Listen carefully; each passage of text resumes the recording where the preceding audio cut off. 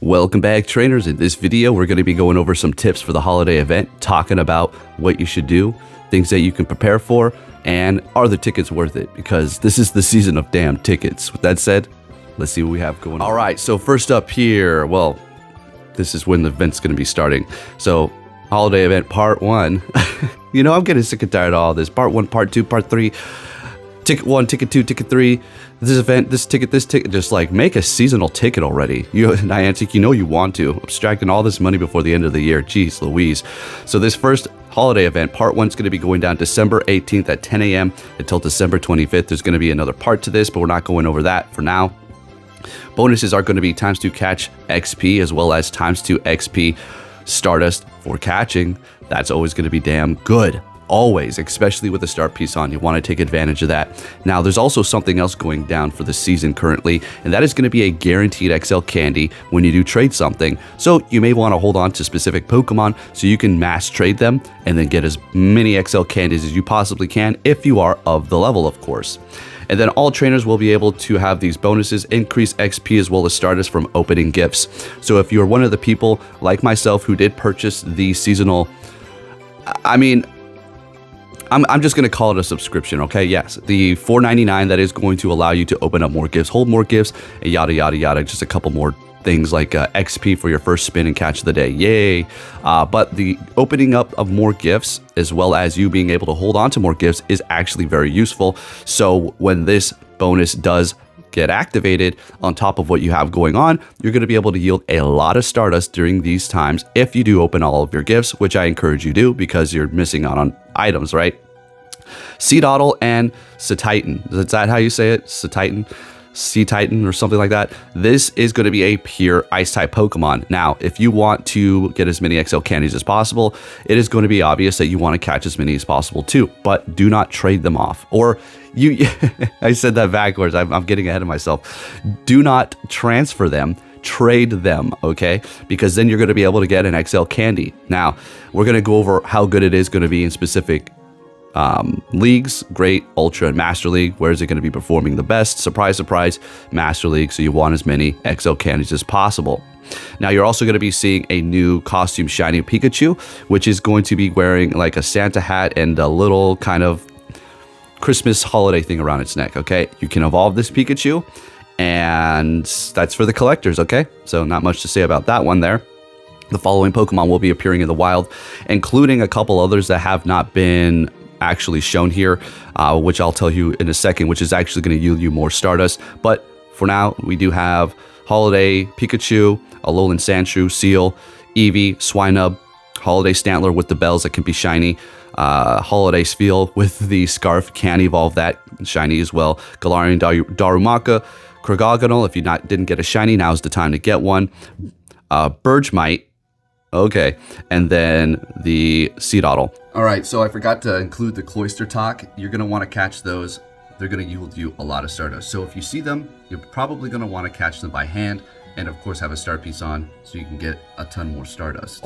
Now, things in the wild that you want to collect and hold on to so you can mass trade, because they're actually going to be very good when you do max them out. I'm going to have to say Swinub, one for sure.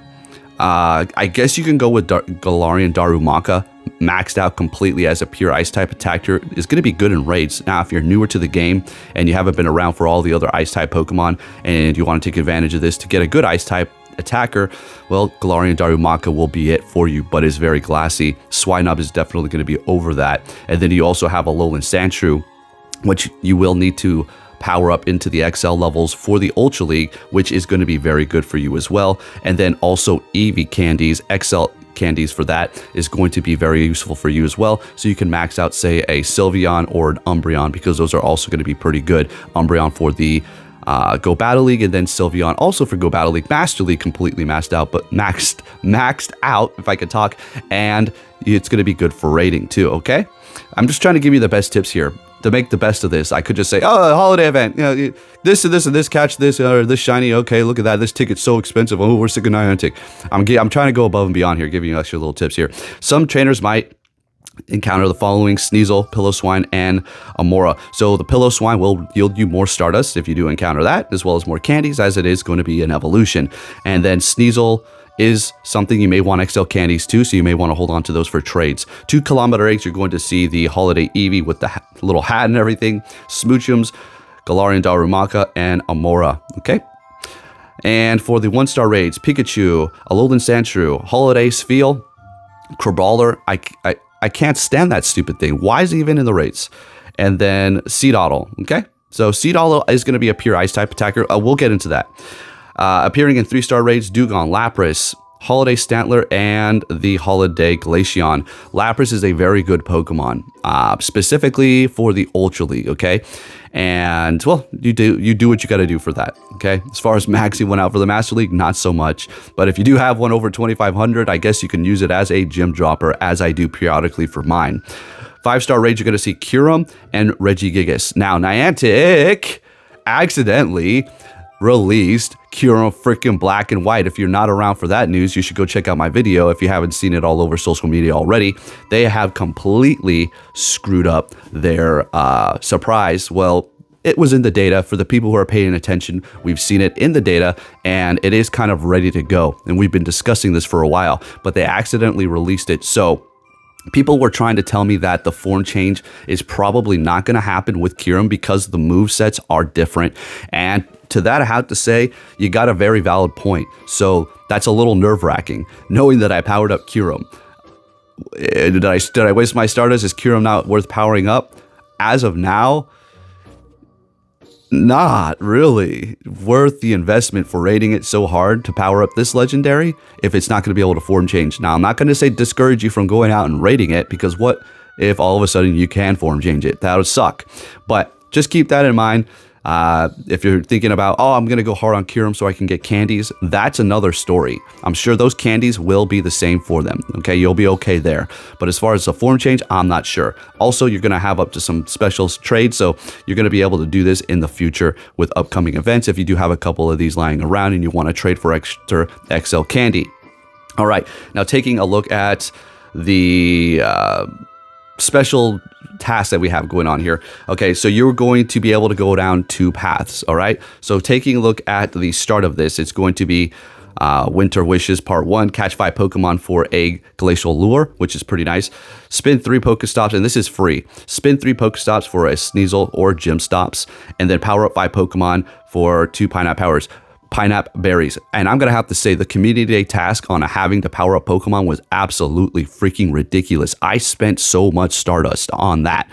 I mean, granted, it was things that I wanted to power up, 100% IV, future community day Pokemon, yada, yada, yada, Komodo and Gudra and all that 100s that I have, but still I spent a lot. Now at this point, you're going to receive your rewards and then move on to the next part, which is going to be split into 2.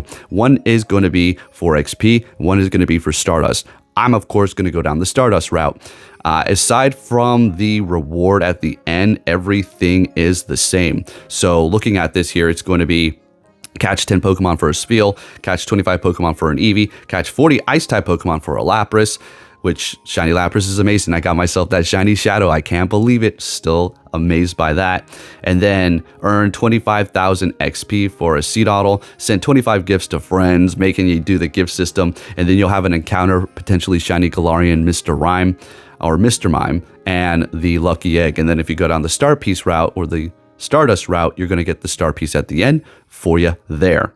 Taking a look at the paid ticket, I'm going to have to go off and just be straight up about this. Somebody did purchase this for me, so I already do have it. So thank you for that. But if you're thinking like, well, should I buy this ticket? I wouldn't really waste your money. Honestly, they're really abstracting a lot of cash from the community at the end of this year. They've been doing this all year. It looks like they're changing up their model as they're trying to bring up the revenue that they are losing from the remote raids that they have denied and came out and said multiple times, no, we're fine. Oh, everything is, as a matter of fact, people are raiding even more. Talk about a gaslight. That's what gaslight is. Straight up lying and distorting the reality of what things really are.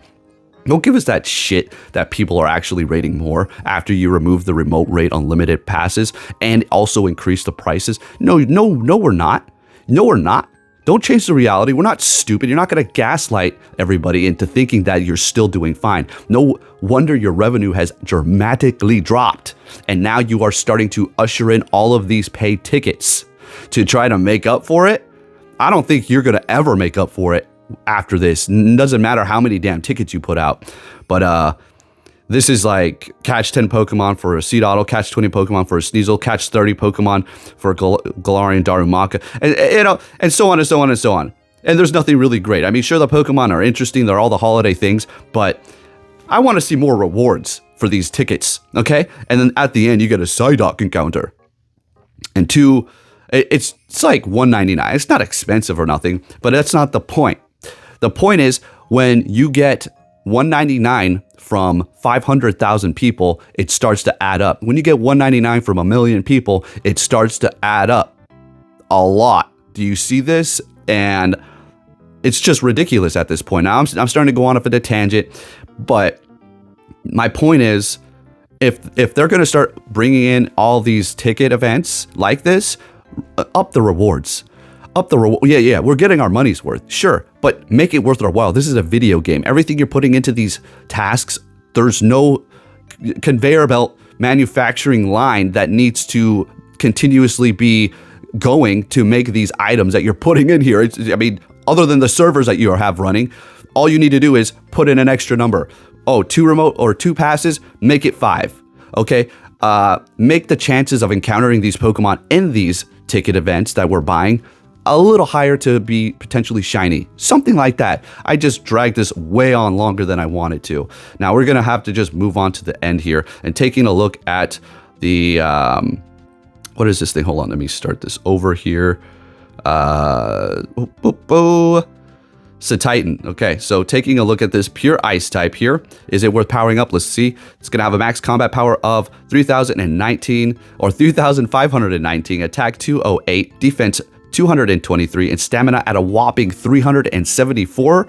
Crazy. It's got a lot of bulk to this son of a gun, as well as pretty decent attack. Now, are its moves good? Let's take a look. It's going to have Ice Shard and Tackle for the quick moves, Body Slam, Avalanche, and Heavy Slam for the charge moves. So it's going to get absolutely destroyed and walled by a Steel type. So you have to keep that in mind. Steel types will shut this son of a gun down. As far as water, you do have that Body Slam for coverage, so you do have that going on for you there. I'm seeing some potential here, okay? There's going to be a little bit better out there, but this is looking interesting. In the Great Leagues, going to be ranked 283. Good against Clotsire, Altaria, Superior, and a couple others. It's just getting dominated by other types, though. Avalanche, Body Slam is what it's calling for the charge move, as well as Ice Shard for the quick move. Taking a look at going up against Skarmory, its new Steel Wing is screwing me over here as far as our Ice type. I said me, as on the thing. It's screwing it over.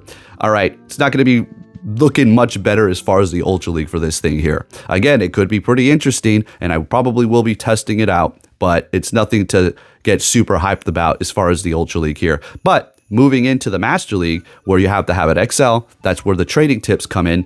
It is going to be ranked 75.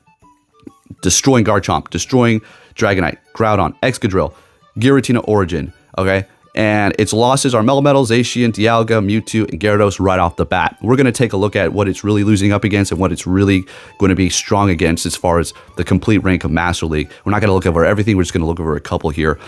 So taking a look at that, worst matchups are going to be Metagross, Kyogre, and it's going to stop around Swampert, okay? Best matchups, Garchomp, Landorus, Ursaluna, Garchomp again, Rayquaza, all these good meta Pokemon that you're going to be actually decent against that you do frequently see. So I could see this thing actually pulling something off for you in the Open Master League. So there you have it. Just a quick little rundown of the holiday event and just a little tangent for you from Pokécake.